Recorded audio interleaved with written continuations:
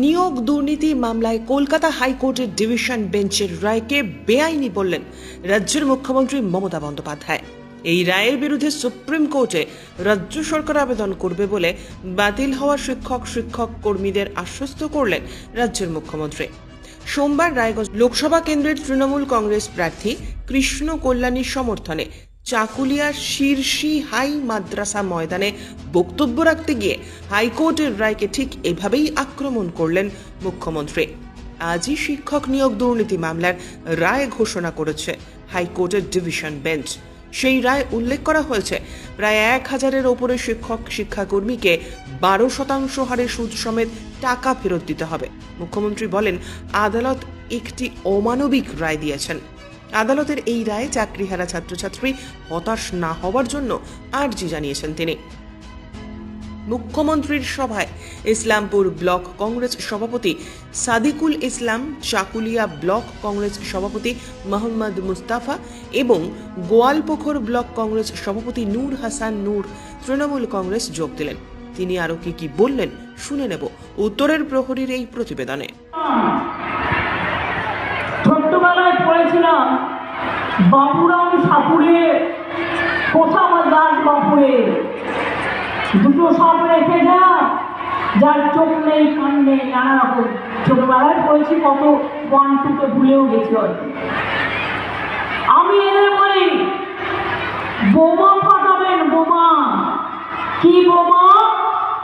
না তো 26,000 টিচারদের চাকরি চলে যাবে। আমিও বলে রাখি, আমরাও লড়ে যাব, লড়াই করব।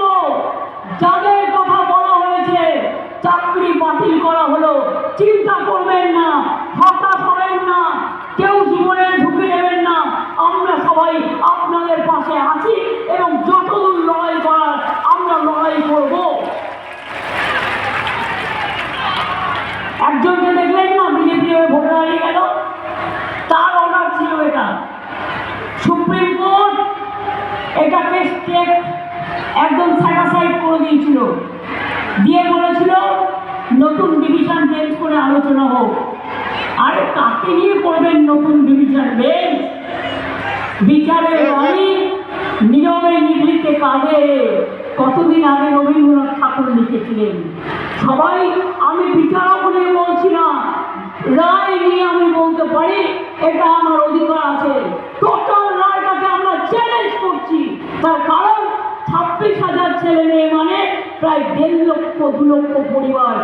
বলছে কিনা 8 বছর তারা চাকরি করেছে, 4 সপ্তাহের মধ্যে সব টাকা ফেরত দিতে হবে। Is it possible? বলুন, আপনারা যারা এই রায়টা দিচ্ছেন, এই রায়টা সারা জীবন আপনারা যারা চাকরি করেছেন তাদের টাকা যদি ফেরত দিতে বলা হয়, পারবেন দিতে?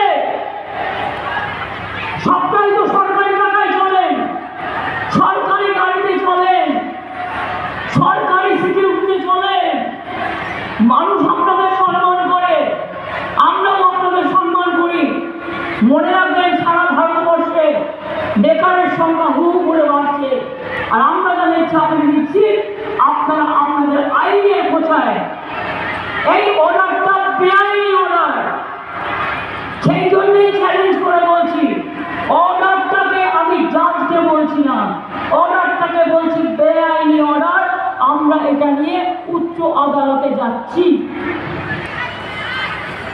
চিন্তা করলেন না শিক্ষক শিক্ষিকারা এবং ছাত্রছাত্রীরা? যখন বিপদে পড়বেন আর কেউ না থাকলেও আমি আছি। আর একটা কথা বলি, আরো 10 লক্ষ চাকরি আমার রেডি হয়ে আছে গভর্নমেন্টে। এই একটা হয়েছে, না মন্দির, না মসজিদ, না গুরুদ্বারা, না গির্জা, একটা বিজেপির বিচারালয়। বিজেপি যেটাকে বসে বিচার করে, রাজনৈতিক বিচার, এবং সেখানে বসে বসে অন্য লোকে পিল করলে দেবে তাকে কি, আর বিজেপি পিল করলে ব্যাস, বিজেপি পিল করলে বেল, অন্যকে অপিল করলে জেল। এই তো হয়ে গেছে এখানকার এই অবস্থা। আজ নয়, দীর্ঘদিন ধরে চলছে। এটা বিচারপতিদের দোষ নয়, এটা কেন্দ্রীয় সরকারের দোষ। তারা বিজেপির লোক দেখে দেখে এখানে বসিয়েছেন, যাতে তারা বিজেপি পার্টি অফিস থেকে যা বলে দেয় সেই ডাক্তার তারা করে দেয়। ব্যুরো রিপোর্ট, উত্তরের